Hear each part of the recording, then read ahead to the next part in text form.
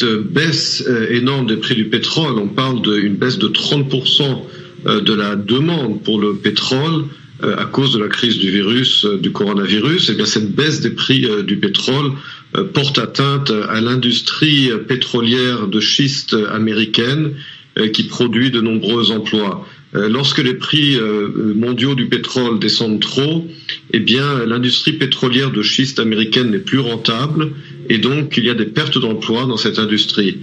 Suite à la crise économique du coronavirus et quelques mois avant les élections pour la présidence, Donald Trump ne pouvait pas se permettre de laisser les prix du pétrole continuer de dégringoler. C'est pourquoi il a pris les choses en main, encore une fois, pour préserver des emplois dans l'industrie pétrolière de schiste américaine. Est-ce que ça va suffire selon vous ?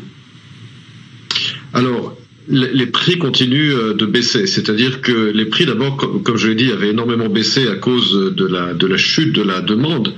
Mais ils avaient été aggravés par la décision saoudienne au mois de mars d'augmenter justement la production de pétrole pour essayer d'écarter la Russie du marché du pétrole. Aussi bien Moscou que Riyad ont compris que cette course vers le bas était dangereuse et portait atteinte à ces deux gros producteurs de pétrole que sont la Russie et l'Arabie Saoudite.